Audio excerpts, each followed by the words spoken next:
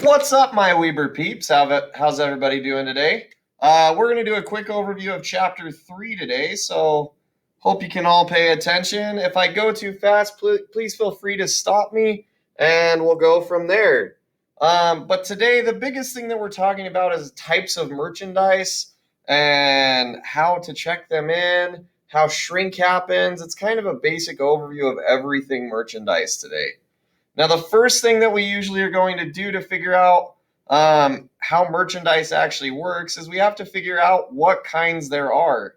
Now, there's four main kinds. You have your staple. Now, staple goods or staple merchandise are things that are bought pretty often, meaning that you could almost view it as a need. Things like bread, milk, eggs, water, stuff that's a normal buying occasion that's always going to be there. You almost don't have to put any thought process into it. The second one's going to be convenience.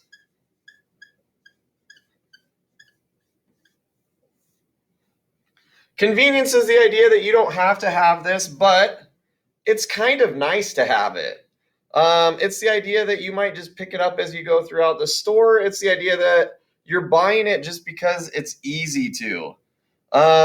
Things like snack foods, or you're in the grocery store and there's gum, stuff that you can just snag here and there. That's a really easy, quick buy without much thought at all. The third is going to be fashion. Fashion goods is pretty self-explanatory. Fashion goods are things you can wear. Stuff like shirts, jackets, hoodies, hats. If you're able to wear it, consider that a fashion good. And the last one that we're going to talk about is seasonal. Seasonal goods are I apologize, I'm choking on spit really fast. But seasonal goods are things that are only available every so often. Everybody waits for the October season until it's time for the pumpkin spice, right? We all love pumpkin spice frappes. We all love pumpkin spice smells. So we all wait for fall, and that's kind of a seasonal idea. You have the teddy bears and the chocolates for Valentine's Day. You have the peach pies in Brigham City that are only available for a certain amount of time. And seasonal are just things that might not always be available, but they're a special occasion. Now, putting all three of those together, or all four of those together, creates something that we like to call a merchandising mix.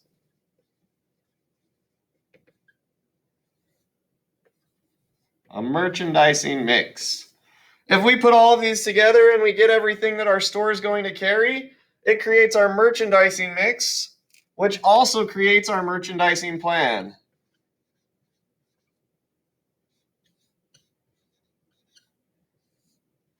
Now, merchandising mix with a basic definition is pretty much all of the different things that you're going to carry. A plan is making sure that you carry the right amount at the proper time. So we have to make sure that our store has enough different things that it meets the needs and the wants of our customers, while at the same time isn't harming us by making it so that we're buying too broad of an array. Now, something that's not in the book, because you guys have probably done the book assignment, that you need to realize with a merchandising mix, you need to focus on two different things. One is your breadth, and one is your depth. The idea of breadth is the amount of product lines that you have.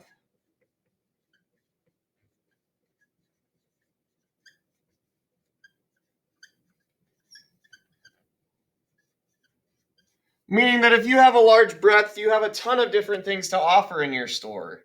I'm offering all sorts of different things. In the school store alone, we offer different kinds of drinks. So with product lines, I might consider Arizona one, Pepsi one. We have different kinds of candy. We have clothing brands. And so our breadth would be how many product lines we actually have going out. Now, a product line is created out of different product items that are actually similar to each other. So when I say Arizona is a line, yes, we have like 19 flavors of Arizona, and each one of those is a different kind of item. But together, Arizona's as a whole could be considered a product line. Now, within that product line, the number of items that you have is known as your depth.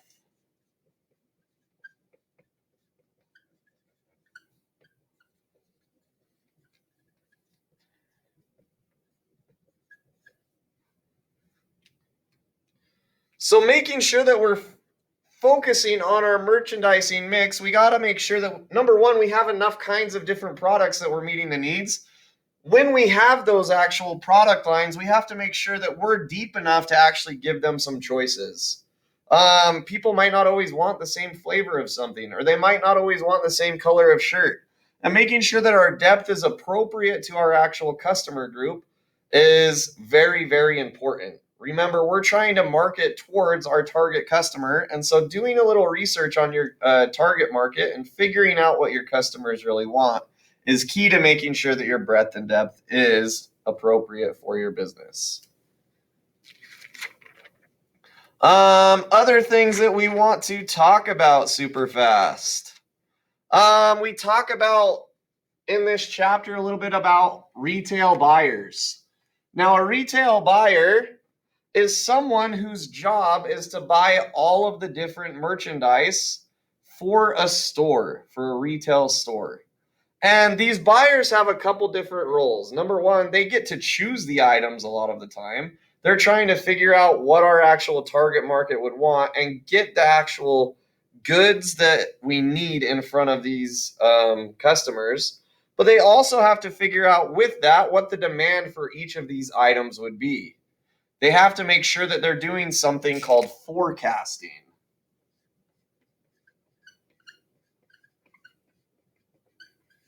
Now, forecasting, you've probably heard this word when it deals with weather. And the idea of forecasting as it deals with weather is that you're trying to predict the future to figure out if it's going to rain, if it's going to snow, if it's sunny, all sorts of things like that. Forecasting in the retail sense is kind of the same.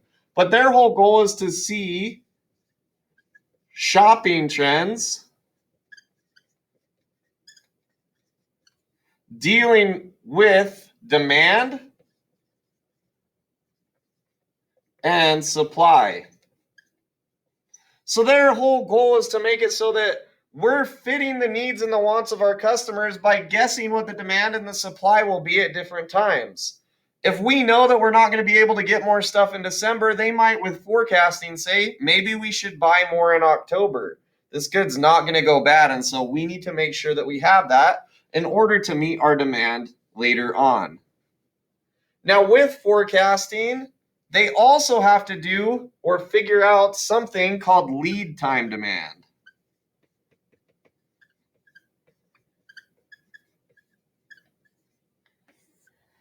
Lead time demand, the idea is that when I order something, it's not automatically there. Not everything is Amazon Primeable. And even if it is Amazon Primeable, it usually doesn't come for like 48 hours. Lead time demand is the idea that from the time that I purchase something till the time that I actually get it, there's demand for that product. Now, from that time period where it starts or where I order until I actually receive it, the demand that happens here is what's known as lead time demand. Now, if you're not appropriately forecasting and figuring out what that demand will be later on, you lose money. Why? Because if there's demand and I'm not able to give them the product, I lose out on those sales. I need to make sure that in order to fulfill my customers' needs, I realize how long it takes for me to actually get something by using lead time demand. Okay. Couple other things that I really want to focus on today. We talk a little bit about pricing strategies. We go deeper into pricing later. But one thing that I do want to talk about today is checking in merchandise and how that kind of works. Now, I'm not going to write a ton on the board because I want you guys to listen to me and hopefully that helps out. But there's 4 main kinds of checking in merchandise. Now, the idea of checking in merchandise is that when we learned about perpetual and physical inventory, in order for it to work, we have to enter when we receive items into the computer. If we don't, then there's no way to track it, right? A computer has to be able to have numbers in it to be able to count down and figure out what we have. Now, the checking in process usually involves you actually looking at boxes, figuring out if stuff's damaged, how well it's going to get, if you're actually getting the products that you're supposed to. And that can look various different ways depending on what kind of ideas you're going to use or what kind of processes you're going to use. Now, the most accurate way, but also the most time consuming way, is what we call the blind check method. Now, blind checks is the idea that you don't really have a piece of paper to compare it to. So you would get a box of goods, right? When you get that box of goods, it could be mixed through where there's a bunch of different stuff. And you would actually have to search through these things and write down each number that you have of each different item. So say I have an item with t-shirts, and there's only one style of t-shirts, but I have different sizes, right? I would have to write down, I have this t-shirt, I have this size, and I have this amount. After I'm done with that, I would then be able to compare with what the actual PO or the shipping order says I should have. Now, because I don't have any biases of what I'm supposed to have, I probably won't be able to lie to myself or others about what I think I'm going to. The reason that the blind check method is the most accurate is because there's no biases there. Now, the second way is going to be the direct check method, and it's kind of the same idea, but when you get a box, all it gives you is going to be the amount of the item that you're going to get and the amount of what you're going to get. So using the shirt one more time, the direct check method would pretty much be, I go through and I know that I have this shirt and I'm supposed to have 4 mediums. And as I pull them out of the box, I check on the actual list. I have 1 medium. I have 2 mediums. I have 1 large. I have 1 small. And it pretty much goes smoothly. You count every single item and you make sure that you have it. The reason that this is considered a little less accurate is because you're going to have biases based on you seeing a paper and being like, well, no, I'm supposed to have 10. So I'm just going to say that this one that's really a medium could be a small. And there's just a way where the human mind can work and kind of twist and turn where we don't necessarily want it to. Dummy invoice is the next one, and this kind of combines the other two in the fact that it does give you the items that you're supposed to receive, but it does not give you the number. And so your whole goal is to just count how many you have, and that way you don't have the idea where before in the direct check method, you can't check stuff off and say, I know I'm supposed to have this, maybe I do. You're just saying the numbers that you have. So an example with that shirt, it just says I have medium, smalls, larges, and extra larges, and I just write down the number that I received of each on there. We compare it to the original one later and make sure that they're all there. It's pretty simple. It works pretty well. But you can tell that if you're a big store, it might be hard to count every single item when you get it.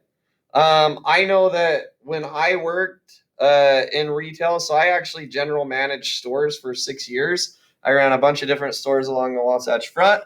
But one of the things that happened during Christmas time is we would get just a crap ton of stuff. It was so many boxes, no one could keep up. And in order to keep up, we do something called the spot check method.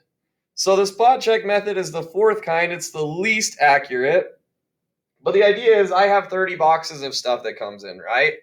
I check one box to make sure it's good. And if it's good, I'm like, yeah, the rest are good too. I just take the shipping orders and I put it in what it says on the shipping order. Now, you can probably tell that's probably less accurate, and there might be a way where you might miss something that's missing or damaged. But when it comes down to it, you're weighing your options. Am I willing to say that I want to spend less time checking stuff in so that I can do other stuff? Or am I willing to make sure that I'm never going to miss out on anything because I'm going through this blind check method to make sure that everything's there? It's kind of up to the company. And so that's something that you guys have to realize is as we go into retail, people do things different ways because it's their opinion and it's what they like to do. Okay, those are the 4 main kinds of checking in merchandise.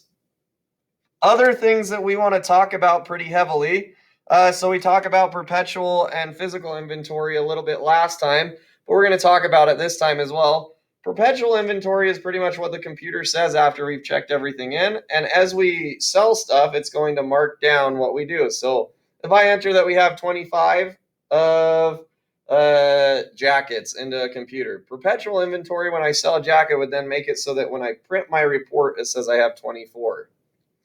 Now, the way to find out if stuff is getting stolen or if things are going on is oftentimes to take a physical inventory, and most people do this either quarterly or once or twice a year.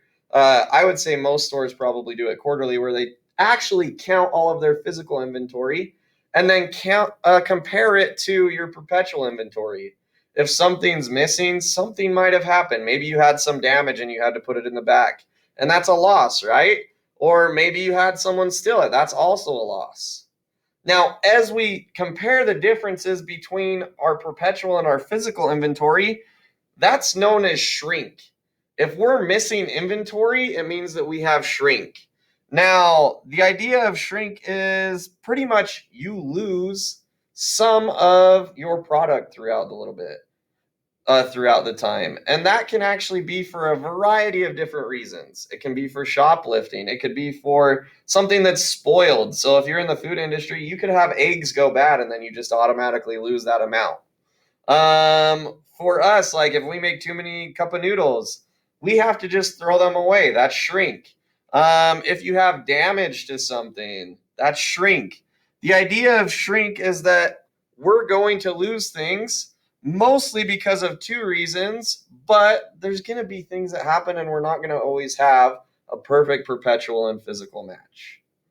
Now, the two main things that happen to make shrink happen, number one is theft, and that can be internal or external, but theft is a real deal. And one of the things that I always tell you in class is the two categories that are actually most known to steal from people are, number one, your employees, so you guys, and number two, teenagers. The age of 13 to 18, that's the highest group of people that shoplift.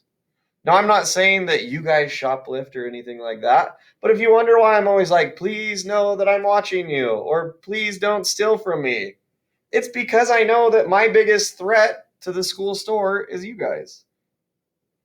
I still love you. You're still my best friends. We still do stuff on the board. We still talk to each other. You still work the school store, and we have a grand old time. It's a good time, but you are my biggest threat sometimes. The other one that you need to realize is the errors. Sometimes when you enter things when you're checking in, instead of putting 50, you put 500. That automatically would screw it up. Or sometimes the error can be in you creating too many noodles, like we talked about before. Errors happen. We know they do. Now, the ways to stop shrink happen in three main ways. Number one is education. Knowing how shrink happens is the first step to stopping it from happening. We need to know and be aware that shrink happens and figure out how we can stop it. So number one is education. Number two is planning. We have to plan to do things the correct way. I have a friend, it's actually a family friend, who always says, proper planning prevents poor performance. Proper planning prevents poor performance. 5 P's, right? When you plan properly, when you have a plan set in place, it makes it so that you know what to do. We talk about in the school store how I don't want you to make more or have more than like 3 noodles sitting at a time, because if we do and we don't sell them, we chuck them. I can't just let you guys have them, because then you'd purposely make more and then we'd have even more shrink, right? So the idea of proper planning prevents poor performance is kind of a good idea when you start thinking about it. We also talk about how to handle actual theft when it happens. Now, you guys know I hate the term snitches get stitches, because snitches don't get stitches in my class. They get rewarded. If you catch someone shoplifting, congratulations. You just earned a $5 gift certificate to the Warrior window. We'll make it so that you can have a good time. And then the very last one that we want to talk about for stopping shrink is security. In the school store, we have cameras, we have closed cases so that people can't just reach in, Now, with COVID, we probably have more security measures in place than before, but know that there are security measures to make it so that we don't have to worry about it. I hope everything made sense. If you have questions, please feel free to watch out. I miss you guys. I hope you're having fun. If you need anything from me, please reach out. We'll go from there. Stanger out.